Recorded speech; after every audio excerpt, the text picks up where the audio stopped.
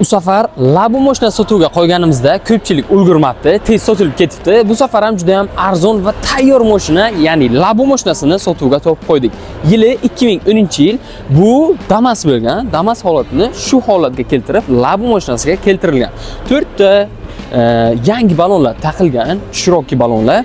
Xo'p, mashinamiz shunga qilingan, kraskasi bo'lgan, chunki Labo bo'lingan. Yana qolgan joylarini o'zingiz uchun tekshirib olasiz. Mashinamizning tashqi tomonida juda ham ko'p o'zgarishlari bor. Mana bu ikki tomoniga shunaqa joylar qilib qo'yishgan. Bu yerda masalan, bu tomonda akkumulyator bor, qo'shimcha mahsulotlar qilsangiz bo'ladi. U tomonda yana kuluch-pulishlarni saqlab qo'ysangiz bo'ladi.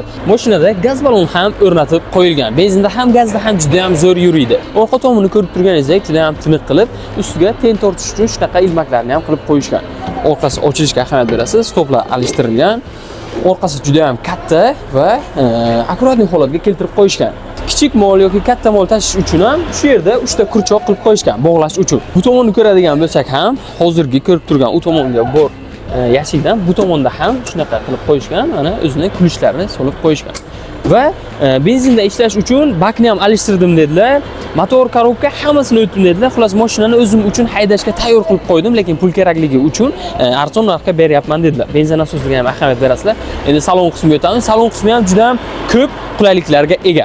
Salon qismlariga bu yerda chap tomon eshikka bar qo'yilgan.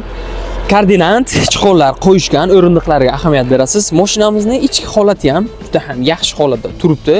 Malibu bar qo'yishgan, richak almashtirilgan, video registratorlari bor, ishlaydi. Orqa tomon, oldin tomon videoga oladi. Tepa tomon shunaqa qop-qora kojinli chiqol tikib qo'yishgan. Kolonkalar bor, ahamiyat berasiz. Mashinamiz stiklo podyomniki, hozir yoqib ko'rsataman. Stiklo podyomnikiga ahamiyat berasiz. Elektronik qilib qo'yishgan, ikki tomonni ham.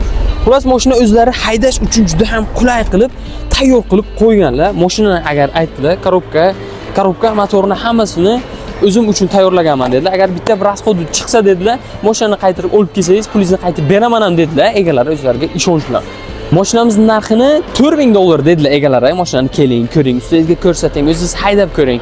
Agar mashina yo'qsa, yana kelishtirib ham beraman dedilar. Bu mashinani ham sotib olishga ulgurib qoling.